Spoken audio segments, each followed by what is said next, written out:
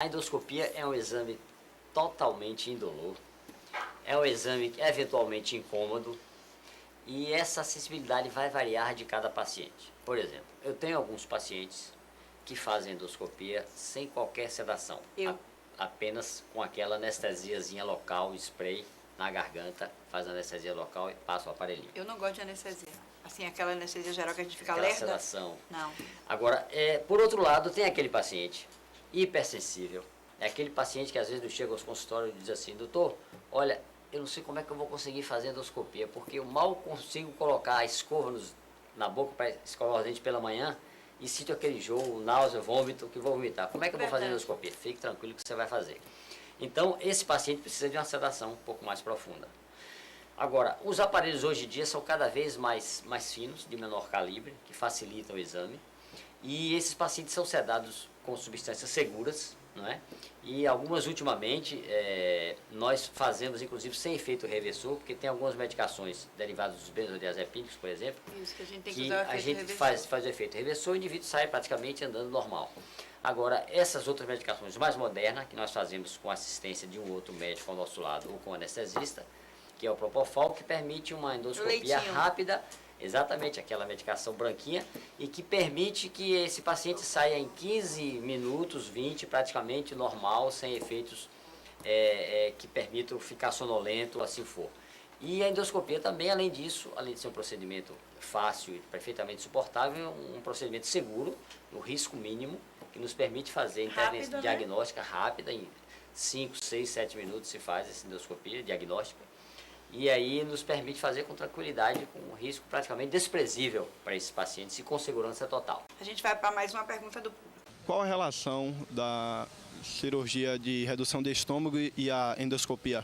É um excelente questionamento do público, porque hoje em dia é uma cirurgia que está em moda, não é?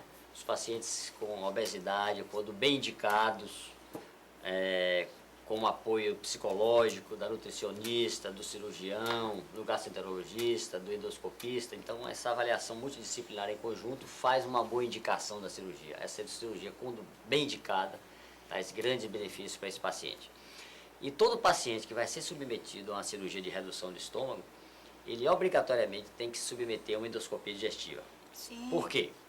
O objetivo é, primeiramente, detectar se há alguma alteração, alguma doença nesse estômago para que ela seja tratada antes da cirurgia. Então, os indivíduos obesos, um dos fatores predisponentes à doença do refluxo é a obesidade. Não é? Então, alguns pacientes com obesidade têm doença do refluxo também. Então, fazendo endoscopia, detectamos lá a presença de hérnia de hiato e esofagite. Então, esses pacientes, tratamos essa esofagite, essa gastrite eventualmente que ele tenha, essa úlcera. Agora, quanto à doença do refluxo, esses indivíduos submetidos à cirurgia de redução, eles vão se beneficiar. Porque, como o estômago dele vai ficar muito reduzido, praticamente não vai haver refluxo para o esôfago. Então, eles vão sentir uma melhora acentuada com a cirurgia de redução. Só que essa esofagite tem que ser cicatrizada antes. Sim. Tá? Um outro aspecto é o seguinte: se esses indivíduos têm gastrite ou úlcera, eles têm que ser tratados e pesquisado bactéria. Se eles têm bactéria, o H. pylori, essa bactéria tem que ser tratada. Por quê? Porque no pós-operatório da cirurgia de redução, o médico endoscopista não terá mais acesso àquele grande estômago isolado. Ele terá acesso apenas a esse mini estômago que restou, essa bolsa residual. Então não temos como examinar esse paciente, esse estômago da grande parte que ficou. Então, ao erradicar o H. pylori, nós praticamente reduzimos a incidência da gastrite erosiva e da úlcera que ele pudesse desenvolver. Tá? A endoscopia também tem um papel importante no pós-operatório, no médio prazo e no longo prazo da cirurgia de redução, porque existem alguns problemas que decorrem da cirurgia de redução.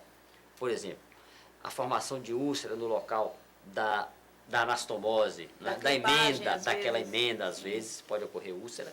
Então nós fazemos endoscopia depois para controlar, tanto que esse paciente fica usando antiácido durante um longo período. Tem também aqueles clipsezinhos, né, que colocavam antes, que depois aqueles ali formam pólipos, formam fibrose do estômago. Reação tipo corpo estranho, né? Sim. Pode ocorrer também estreitamentos daquela região da emenda. Então esses indivíduos com frequência são feitos endoscopias de controle posteriormente. Sim, até quanto tempo assim? Vai depender da sintomatologia que ele apresenta, mas nos meses subsequentes, nos anos subsequentes, no pós-operatório, sim. E alguns indivíduos, porque às vezes eles se alimentam, não mastigam bem os alimentos, já habituados ainda com o pré-operatório, não mastigam bem os alimentos às vezes, e eles sabem que ele tem um estômago, uma bolsa reduzida, e às vezes ocorre impactação. Por exemplo, o indivíduo vai no churrasco e aí engole um pedaço de carne um pouco maior, esse fragmento fica ali impactado, não mastiga direito, e aí nós temos que intervir com a endoscopia com a retirada, não é, com o alívio desses sintomas. Isso ocorre com uma certa frequência. É mesmo, não consegue, a carne não consegue passar o pedaço. Exatamente. Tem que ser bem mastigado, esse indivíduo tem que mastigar demoradamente, né? E aos poucos, ou seja, a refeição tem que ser fracionada, né?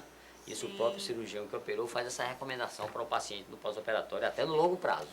No caso, né, de uma família como a minha, um exemplo, né, que de tumor de intestino, né, você, assim, aconselha toda a família a fazer esse exame, ou depois, assim, mesmo que não tenha nenhum problema na família, depois de uma certa idade, fazer a prevenção, né? Está abordando sobre câncer de intestino, por exemplo, câncer de colo.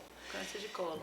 Todo indivíduo nos Estados Unidos, que fazem grande pesquisa a respeito disso, nos Estados Unidos, e estamos seguindo essas recomendações aqui também, a partir de lá, todo indivíduo acima de 50 anos deve fazer uma avaliação de todo o seu intestino grosso. Isso consideramos o indivíduo do grupo de risco normal, tá? Já o indivíduo que tem parentes de primeiro grau que tiveram tumores de intestino grosso, do colo reto, eles têm que ser examinados no mínimo 10 anos antes de que o indivíduo mais jovem da família teve. Por exemplo, o indivíduo teve o tumor aos 45 anos. Então, o parente de primeiro grau, a partir de 35 anos, ele tem que começar a fazer a avaliação de todo o colo.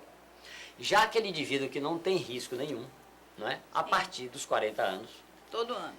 Aí, a partir dos 40 anos, exames de retossigmoidoscopia a cada 2 a 3 anos. Sim. E exame de pesquisa de sangue oculto anual. E exame de colonoscopia a partir dos 50 anos. Se nós detectamos nesse indivíduo, mesmo no sem risco, presença de pólipos, aí nós repetimos a endoscopia 1 a 2 anos após e vamos aumentando o intervalo de acordo com os achados negativos, ou seja, colonoscopias normais. Sim. Aí vamos aumentando o intervalo a cada 5 anos. Não é? Se achamos pólipos, o intervalo continua sendo o mesmo, cada 1 a 2 anos na pesquisa de novos pólipos que apareçam. Sim. Outra coisa que eu queria te perguntar, que o pessoal, quando soube que eu vinha para cá conversar com você, me perguntou sobre diverticulite. Diverticulite. Né? Essa doença que acomete muita gente. Hoje muita gente tem diverticulite, tem cólicas, tem dores e são até submetidos à cirurgia, né? Todos os indivíduos acima dos 60 anos, a maioria dos indivíduos começa a apresentar diverticulose. Divertículos são pequenas bolsas que se formam no aparelho do intestino grosso. Pequenas herniações do revestimento interno. Umas bolinhas. Né? Pequenas bolinhas no intestino grosso. Isso pode ocorrer só num segmento do intestino, sigmoide, como pode ocorrer em todo o intestino, que nós chamamos de universal. A diverticulose por si só a presença do divertículo não chega a ser uma doença, entre aspas. Sim. Chega a ser uma alteração anatômica, entre aspas, um envelhecimento do intestino desse indivíduo. Não chega a ser uma doença. Agora, a partir do momento em que ocorrem complicações, aí sim. E quais as complicações que podem decorrer da diverticulose? É a diverticulite, que é a inflamação desse divertículo, que pode ser uma inflamação leve, como pode ser uma inflamação intensa, severa, com formação de abscesso e rompimento do divertículo na cavidade abdominal. Aí já passa a ser uma doença grave, com tratamento cirúrgico, quando o antibiótico apenas não resolve. A diverticulite por si só, simples, pode ser resolvida só com antibiótico. O médico interna o paciente, faz o tratamento com soro, antibiótico via soro, deixa em dieta zero, tudo bem, resolve. Mas quando há um rompimento de abscesso com risco de peritonite, aí sim esse indivíduo é operado.